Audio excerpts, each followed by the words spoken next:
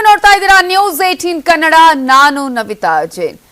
News 18 network ದೇಶದ ಅತಿ ದೊಡ್ಡ ನೆಟ್ವರ್ಕ್. ಅದರ ಜೊತೆಗೆ ವಿಶ್ವಾಸಾರ್ಹತೆಯನ್ನ ಹೊಂದಿರುವಂತಹ ಸುದ್ದಿಯ ಜೊತೆಗೆ ಎಲ್ಲಾ ಪ್ರಮುಖ ಸುದ್ದಿಗಳನ್ನು ನಿಮ್ಮ ಮುಂದೆ ಇಡುವಂತಹ ವಿಶ್ವಾಸಾರ್ಹತೆಯ ನೆಟ್ವರ್ಕ್. ಕಾಂಗ್ರೆಸ್ನ ಗ್ಯಾರಂಟಿಗಳ ಬಗ್ಗೆ ಪ್ರಧಾನಿ ನರೇಂದ್ರ ಮೋದಿ ಅವರು ಮಾತನಾಡಿದ್ದಾರೆ. ಕಾಂಗ್ರೆಸ್ ಪ್ರಣಾಳಿಕೆ ಪಿತ್ರಾರ್ಜಿತ ಆಸ್ತಿ. ಪ್ರಧಾನಿ ಮೋದಿ ಎಕ್ಸ್ಕ್ಲೂಸಿವ್ ಮಾತು. ಅತಿ ದೊಡ್ಡ ನೆಟ್ವರ್ಕ್, ಅತಿ ದೊಡ್ಡ ಸಂದರ್ಶನ.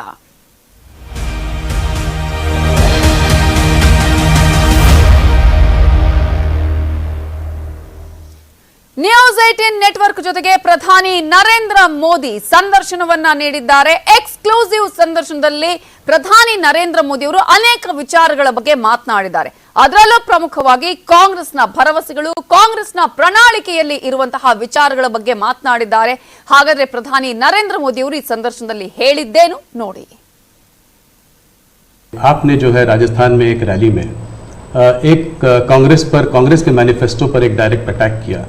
आपने ये तक कहा कि इनका एक स्कीम है जिससे कि ये वेल्थ डिस्ट्रीब्यूट करना चाहते हैं, ये पता लगाना चाहते हैं किसके पास कितनी जमा पूंजी है, किसके पास कितना पैसा है, किसके पास कितना सोना है, सिल्वर है, चांदी है, और उसको वो मुसलमानों में और घुसपैठियों में बांट देना चाहते हैं. क्या ये थ्रेट इतना रियल है? क्या आपको ऐसा दिखता है? कांग्रेस का जहां तक मैनिफेस्टो है, कोई मुझे बताए क्या चुनाव के अंदर पॉलिटिकल पार्टियों के मैनिफेस्टो ये कोई शोपीस के लिए होते हैं क्या? सचमुच में तो मीडिया का काम है कि हर एक पॉलिटिकल पार्टी के मैनिफेस्टो की बारीकी से जांच पड़ताल करे. मैं इंतजार कर रहा था कि मीडिया करे. पहले दिन मैंने एक कमेंट तो कर दिया था जी. मैं कोई आज कर नहीं रहा जी. कि भाई मुझे मैनिफेस्टो देख करके लगता है कि इस पर पूरी तरह मुस्लिम लीग की छाप है. तो मुझे लगा कि मीडिया चौंक जाएगा, जो एनालिसिस करने वाले चौंक जाएंगे, लेकिन पता नहीं अब उनकी व्यस्तता कुछ और है. मैनिफेस्टो में उनकी तरफ से जो परोसा गया उतने गुड़ी गुड़ी गुड़ी गुड़ी उछालते रहे. फिर मुझे लगता भी ये तो इकोसिस्टम का बड़ा मिलीबग लगता है. अब मुझे सच्चाई लेकर जाना पड़ेगा. मैंने काफी 10 दिन इंतजार किया कि देश इस मैनिफेस्टो में जो बुराइयां हैं उसको कोई न कोई, क्योंकि निष्पक्ष तरीके से आता है तो अच्छा है. 2006 का एक वीडियो जो वायरल हो रहा है जिसमें मनमोहन सिंह जी ने कहा है कि गरीब मुसलमानों का पहला अधिकार रिसोर्सेज पर है, ये उन्होंने साफ कहा है. आपने उसको मैनिफेस्टो में भी ये बात पॉइंट आउट की है कि ओबीसी रिजर्वेशन का जो है पार्ट लेकर वो मुसलमानों को दे देना चाहेंगे, और 2004 से 2014 के बीच में उन्होंने 4-5 बार ऐसा करने की कोशिश की भी है.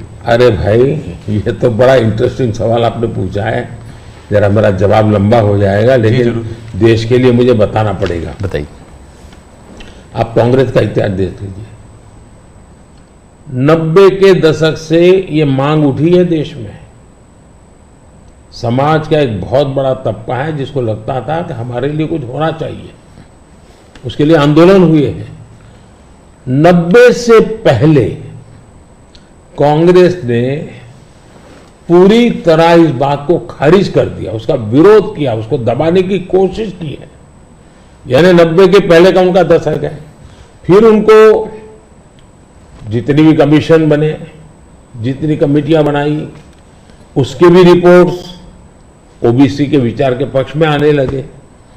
अब उनके सिफारिशों को भी वो नकारते रहे, रिजेक्ट करते रहे, दबाते रहे. 90 के दशक में उनको लगा कि भी अब इसको जरा उनकी वोट बैंक की राजनीति के अनुसार उसको टर्न दिया जाए. उन्होंने पहला पाप किया क्या? 90s के दशक में कर्नाटका में उन्होंने धर्म के आधार पर, आपको याद होगा, कर्नाटका में उन्होंने धर्म के आधार पर मुसलमानों को ओबीसी घोषित कर दिया. यानी देश के ओबीसी को नकारना, उस विचार को दबाना, उस विचार को रिजेक्ट करना, लेकिन राजनीति खातर मुसलमानों को ओबीसी घोषित कर देना. केंद्र से कांग्रेस गई. 2004 तक ये प्लान ठप रहा, उनका इरादा पक्का नहीं हुआ. 2004 में वो फिर आए, तो आते ही आंध्र में मुस्लिम को ओबीसी कोटा ये देना तय कर लिया। मामला कोर्ट में जाके उलझ गया। अब ओबीसी के 27% जो आरक्षण मिला हुआ है, भारत के संसद ने दिया है, संविधान के मूलभूत भावना के प्रकाश में दिया है। 27% शहद लगाने की उन्होंने तैयारी कर दी, डाका डालने की कोशिश की। 2006 में नेशनल डेवलपमेंट काउंसिल की मीटिंग हुई थी, एनडीसी की। मनमोहन जी के बयान पर बहुत बड़ा हंगामा हो गया। 2 साल कांग्रेस पूरी चुप रही। 2009 के घोषणा पत्र में फिर से इसका जिक्र किया। 2011 में कैबिनेट नोट है इसका। 2011 के कैबिनेट नोट में ओबीसी के 27% हिस्सा डाका डाल करके उसमें से मुसलमानों को दे देना उन्होंने तय किया जी। 2012 यूपी चुनाव में भी उन्होंने इसकी एक असफल कोशिश की, फायदा नहीं हुआ। 2012 आंध्र हाईकोर्ट ने इसको रिजेक्ट कर दिया, रद्द कर दिया, कानूनी जजमेंट आ गया। एससी में गए, सुप्रीम कोर्ट में गए, वहां भी उनको कोई रिलीफ नहीं मिला। 2014 के घोषणा पत्र में भी धर्म के आधार पर आरक्षण की बात कही है, जबकि हिंदुस्तान का संविधान जब बना तब तो कोई आरएसएस वाले, बीजेपी वाले संविधान सभा में नहीं थे। बाबा साहब आम्बेडकर जैसे लोग बैठे थे, पंडित नेहरू जैसे बैठे थे, सरदार वल्लभ भाई बैठे थे, देश के कई महापुरुष बैठे थे।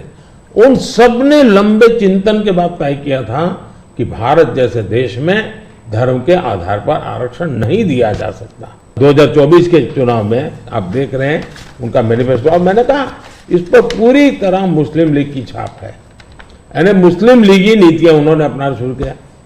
अब ये जो उन्होंने स्थितियां बनाई हैं, मुझे बताइए कि देश के लोगों को ये जिस प्रकार से संविधान की धज्जियां उड़ा रहे हैं, जिस प्रकार से लोग बाबा साहब आम्बेडकर को अपमानित करते हैं, एससी एसटी के आरक्षण पर भी खतरा, तलवार लटका देते हैं, ओबीसी का तो जीना मुश्किल कर देंगे। क्या मुझे देश की जनता को प्रशिक्षित करना चाहिए कि नहीं करना चाहिए? मैं सभी जो भी विद्वान लोग हैं, जो कलम के धनी हैं, जो निष्पक्ष हैं, उनका ये दायित्व बनता है कि ऐसे समय देश को वो एजुकेट करें, सही चीजें बताएं।